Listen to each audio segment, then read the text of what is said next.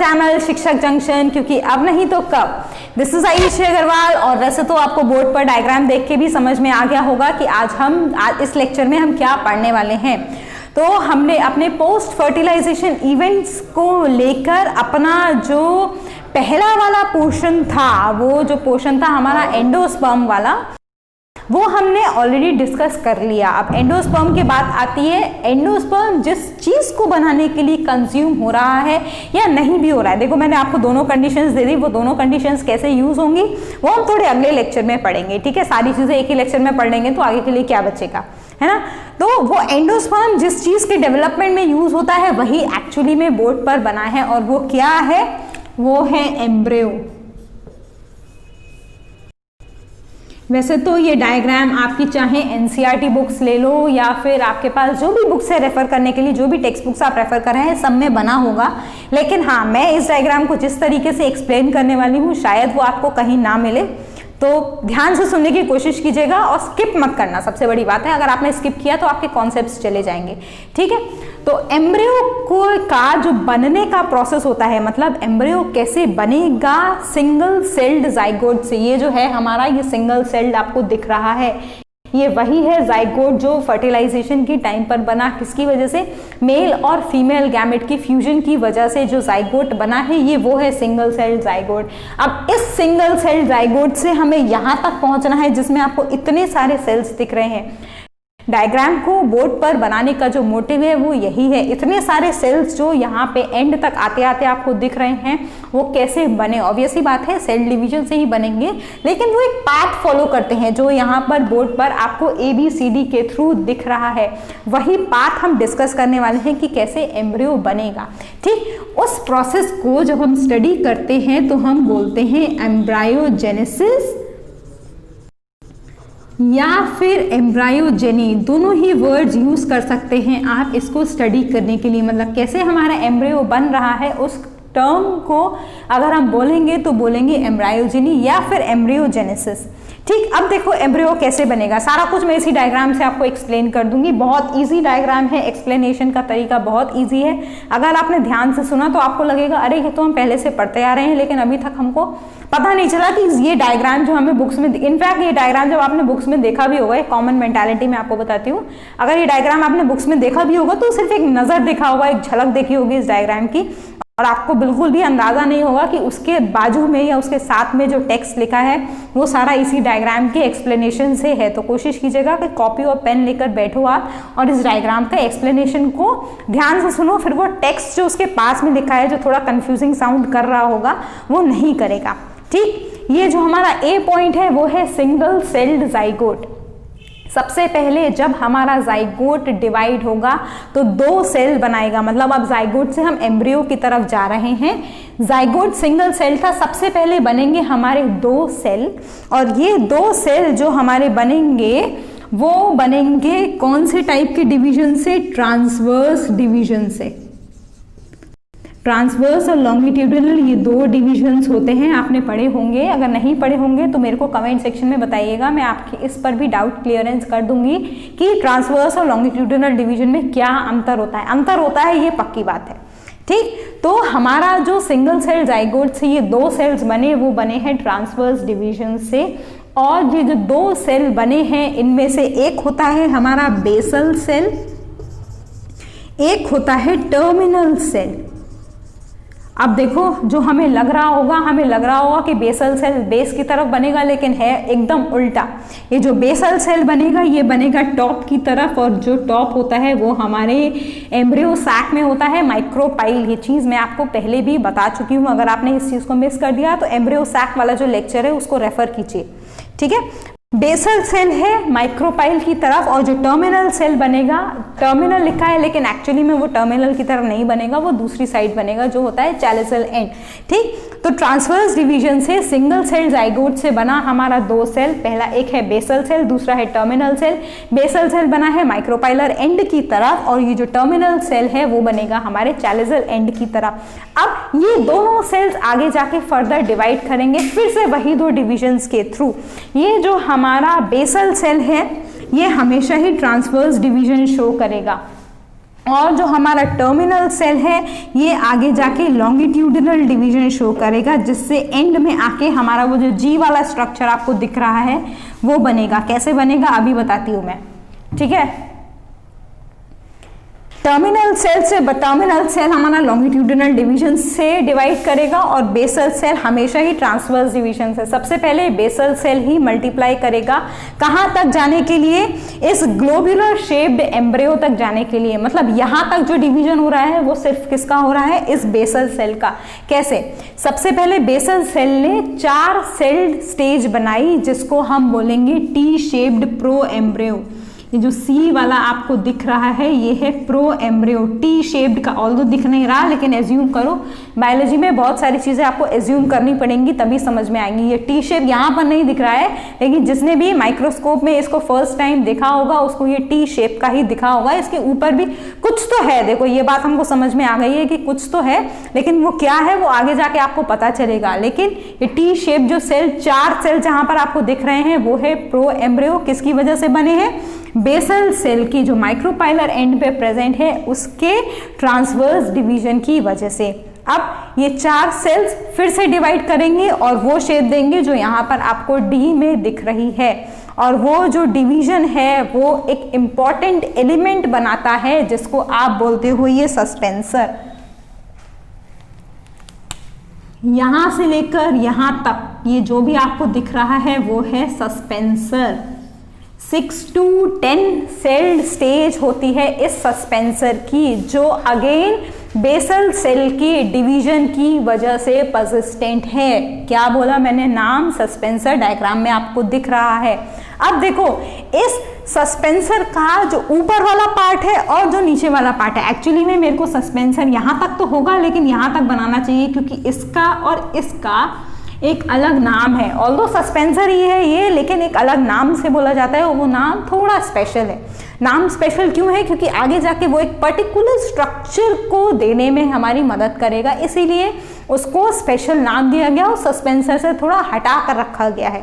ठीक, जो ऊपर की तरफ आपको एनलार्ज्ड पोर्शन दिख रहा है सस्पेंसर का ही पोर्शन है, लेकिन जो एनलार्ज्ड पोर्शन है उसको हम बोलते हैं हॉस्टोरियल सेल। और मैंने पहले ही बोल दिया कि ऊपर की तरफ है, इसका मतलब वो माइक्रोपाइलर एंड की तरफ है। ये जो हॉस्टोरियल सेल है ये माइक्रोपाइलर एंड की तरफ ही प्रेजेंट है। सस्पेंसर का ही एनलार्ज्ड पोर्शन है माइक्रोपाइलर एंड की तरफ, जिसको हमने बोला हॉस्टोरियल सेल। और जो नीचे की तरफ है, जो लास्ट सेल है सस्पेंसर की और चैलिजल एंड की तरफ प्रेजेंट है, उसको हम बोलते हैं हाइपोफिसिस।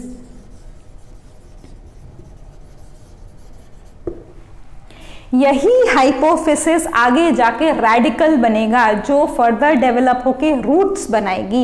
इसीलिए इनके अलग अलग नाम है, क्योंकि इनका अलग अलग इंपॉर्टेंस है। कब, जब हमारा एम्ब्रियो पूरी तरीके से ग्रो कर जाएगा और वो सीड की फॉर्म लेने लगेगा तब, और वो सीड आगे जाके जब नया प्लांट बनाएगी तो यही वो कुछ स्ट्रक्चर्स हैं जो उसको बनाने में मदद करेंगे। तो क्या हुआ, इसी बेसल सेल ने पहले 4 सेल का एम्ब्रियो बनाया, उसके बाद वो फर्दर डिवाइड हुआ। फर्दर डिवीजन के टाइम पर उसने सस्पेंसर शो किया। सस्पेंसर 6 to 10 सेल की स्टेज है। उस सस्पेंसर का जो सबसे ऊपर वाला पोर्शन है वो है हॉस्टोरियल सेल, जो एनलार्ज्ड है, माइक्रोपाइलर एंड की तरफ प्रेजेंट है। नीचे वाला जो कैलिजल एंड की तरफ सस्पेंसर का ही लास्ट सेल है उसको हमने बोला है हाइपोफिसिस। यही हाइपोफिसिस आगे जाकर रेडिकल बनाने वाला है। इस तरीके से बेसल सेल ने डिवाइड किया, किस मेथड से, ट्रांसवर्स डिवीजन से। अब बात आती है किसकी, इस टर्मिनल सेल की। अभी तक हम सब कुछ सिर्फ बेसल सेल के डिवीजन के बारे में बात कर रहे हैं। अब करेगा हमारा टर्मिनल सेल डिवाइड, और जब ये टर्मिनल सेल डिवाइड करेगा तो कुछ इस तरीके का, ये जो ऊपर वाला पोर्शन था वो तो पहले ही बन चुका, अब जो स्पेशलाइज पोर्शन नीचे की तरफ बनना है टर्मिनल सेल के डिवीजन की वजह से, वो ये एम्ब्रियो का स्ट्रक्चर देगा जिसको हम बोलते हैं ग्लोब्यूलर एम्ब्रियो। ये कुछ स्टेजेस इंपॉर्टेंट है। ग्लोब्यूलर एम्ब्रियो हो गया, ये जो एफ वाली स्टेज आपको दिख रही है ये हार्ट शेप्ड एम्ब्रियो। ऑल्दो आपने जो 9th या 10th क्लास में हार्ट पढ़ा होगा वो इसकी तरह बिल्कुल भी नहीं दिखता होगा, है ना, तो समझ में नहीं आएगा पहली बात तो कि ये हार्ट शेप्ड एम्ब्रियो कैसे बोला है इसको। लेकिन हाँ, जैसा डायग्राम आपको बोर्ड में या बुक्स पर दिखता है उसका थोड़ा सा मॉडिफिकेशन होता है जब आप उसको माइक्रोस्कोप के अंदर स्टडी करते हो, और जब वो स्टडी आपके इमेजिनेशन के साथ कंबाइन होती है तो उस तरीके से आते हैं साइंटिस्ट के अलग अलग चीज़ों को परसेप्ट करने के आइडियाज। तो शायद उसी की वजह से इन्होंने वो हार्ट शेप्ड एम्ब्रियो बोला है इसको, जो आपको ये एफ वाला पोर्शन दिख रहा है। और ये किसके डिवीजन की वजह से, ये इस वाले पोर्शन में टर्मिनल सेल के लॉन्गिट्यूडिनल डिवीजन की वजह से पहले बनेगा ग्लोब्यूलर एम्ब्रियो, उसके बाद बनेगा हमारा हार्ट शेप्ड एम्ब्रियो। इसी हार्ट शेप्ड एम्ब्रियो में हमारे जो कॉटिलिडन्स हैं उसका वेल डिफ्रेंशिएशन होना शुरू हो जाता है। ये जो आपको यहाँ पर ये जो सेल्स दिख रहे हैं, ये जो पूरा पोर्शन आपको ये वाला दिख रहा है जो मैंने रेड से अंडरलाइन किया है, वो है कॉटिलिडन्स वाला पार्ट जो आगे जाके और फर्दर डिवाइड होगा और कुछ इस तरीके का बनाएगा। ये है वही कॉटिलिडन्स। ये भी नहीं मार्क कर सकते आप एक्चुअली में कॉटिलिडन्स को, ये दोनों स्ट्रक्चर्स हैं कॉटिलिडन्स के, ठीक है। बाकी हमारा जो रेडिकल है, हमारा जो शूट टिप है, शूट टिप को बोलते हैं प्लूम्यूल। जैसे रेडिकल को रूट टिप को रेडिकल बोलते हैं, ऐसे ही शूट टिप को प्लूम्यूल बोलते हैं। अगर आपको इसको ध्यान रखने में भी डिफिकल्टी हो तो कुछ इस तरीके से इसको भी ध्यान में रखा जा सकता है। R for radical and R for roots.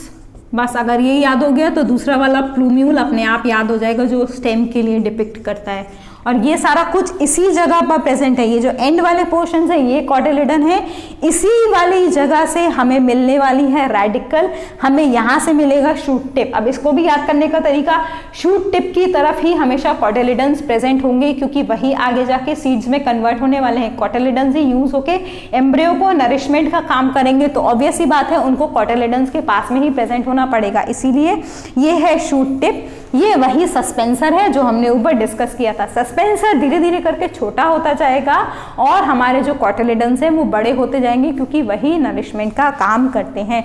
तो कुछ इस तरीके से होता है एम्ब्रियो का डेवलपमेंट, ठीक। इसी एम्ब्रियो के डेवलपमेंट को अगर थोड़ा सा और डिटेल में स्टडी किया कॉटिलिडन्स को, तो ये हमारा था डाइकॉट। अच्छा, ये क्वेश्चन भी वैसे आपके दिमाग में आया होगा जो मैं स्किप कर गई आपको इस डायग्राम को एक्सप्लेन करने के चक्कर में। ये जो पूरा हमने ये बोर्ड पे डायग्राम डिस्कस किया है ये सिर्फ डाइकॉट सीट का है। मोनोकॉट्स के केस में थोड़ी सिमिलैरिटीज हैं इस ग्लोबुलर एम्ब्रियो तक, लेकिन उसके बाद जो स्ट्रक्चर्स हैं वो चेंज हो जाते हैं क्योंकि मोनोकॉट्स के पास सिर्फ एक ही कॉटिलिडन है, दो कॉटिलिडन डाइकॉट्स के पास हैं जो आपको यहाँ पर दिख रहे हैं। डाइकॉट उसका नाम ही लिखा गया है, di for 2 and cot for cotyledon. तो अगर दो कॉटिलिडन्स होंगे तभी डाइकॉट सीड बनेगा। तो ये वाला डायग्राम ऑब्वियस सी बात है एफ और जी डाइकॉट के लिए, सॉरी मोनोकॉट के लिए आप यूज नहीं कर सकते। आप अभी तक आपने जितना भी पढ़ा वो सारा कुछ डाइकॉट एम्ब्रियो था। और इस एम्ब्रियो के बारे में कुछ और खास बातें वो होती है कि जो डाइकॉट का एम्ब्रियो डेवलपमेंट होता है वो होता है एंडोस्कोपिक। ये वर्ड आपने सुना होगा स्टमक के केस में या फिर किसी इंटरनल ऑर्गन की, इंटरनल बॉडी ऑर्गन की जब आप स्टडी करते हो तो उसको बोलते हैं एंडोस्कोपी। तो उसी की तरह से वही सेम टर्म आप यहाँ पर भी रिलेट कर सकते हो। एंडोस्कोपी का मतलब है एम्ब्रियो डेवलपमेंट एंडोस्कोपिक इसीलिए होता है क्योंकि इसका जो एपेक्स होता है वो अंदर ही होता है एम्ब्रियो सैक के, इसीलिए इसको बोला जाता है एंडोस्कोपिक डेवलपमेंट। उसके अलावा एक और चीज जो जाइगोट के बारे में, सॉरी इस एम्ब्रियो के बारे में, वो भी डाइकॉट की चीज में आपको जाननी है, वो ये है कि फर्स्ट टाइम जो ये डाइकॉट में एम्ब्रियो स्टडी किया गया था वो एक ऑर्गेनिज्म था जिसको हम बोलते हैं शेफर्ड्स पर्स, ठीक है। इस पर्टिकुलर ऑर्गेनिज्म, इस पर्टिकुलर प्लांट के केस में इसको डिस्कवर किया गया था, जबकि मोनोकॉट्स का जो था वो सैगिटेरिया के केस में डिस्कवर किया गया था। फर्स्ट टाइम वहाँ पर स्टडी हुआ था। तो उसको हम जब मोनोकॉट्स का डेवलपमेंट देखेंगे अपना इसका एम्ब्रियोजेनेसिस वाला पार्ट तब डिस्कस करेंगे कि क्या हुआ था, और वो मोस्ट प्रोबेबली आपके नेक्स्ट लेक्चर में ही होने वाला है। हाँ, अगर किसी ने बीच में लेक्चर स्किप किया होगा तो उसको ये सारी चीज़ें समझ में नहीं आई होंगी, और अगर आपने लेक्चर नहीं स्किप किया होगा तो ऑब्वियस सी बात है आपने उस डायग्राम को जो अभी तक आप सिर्फ एक ग्लांस देते थे उसको, अब शायद आप उसी डायग्राम के भरोसे पर पूरा एम्ब्रियोजेनेसिस वाला पोर्शन पढ़ लेंगे। एक और डायग्राम आता है आपके डाइकॉट्स में, वो हम नेक्स्ट लेक्चर में डिस्कस करेंगे, क्योंकि अगर इसी लेक्चर में डिस्कस कर दिया तो शायद आपके लिए थोड़ा कंफ्यूजिंग हो जाएगा। तो नेक्स्ट लेक्चर में इसी को, इस जो हमारा ये बना उसका जो फाइनल स्ट्रक्चर है, देखो रॉ मटेरियल हमने तैयार कर दिया है, नेक्स्ट वाला जो डिस्कशन आने वाला है उसमें हम अपना फाइनल जो मटेरियल मिलेगा वो देखेंगे। तब तक आपको, उसके आने तक आपको ये जितना भी हमने पढ़ा है उसको थॉरो करके रखना है, और अगर कोई भी डाउट आता है तो do ask me in the comment section और through the mail. We have also given you a number so that you can directly ask your doubts without any hesitation, but doubts तभी आएंगे जब आप उसको अच्छे से स्टडी करोगे। तो आई होप कि आप अच्छे से स्टडी करके ही नेक्स्ट लेक्चर में बैठोगे, ताकि आपको जो फाइनल प्रोडक्ट मिलने वाला है वो समझ में आए। ठीक है, so we will meet in our next lecture with the final thing of this and the embryogenesis in the monocots too. That is all for this video. Thank you. Bye bye. Take care.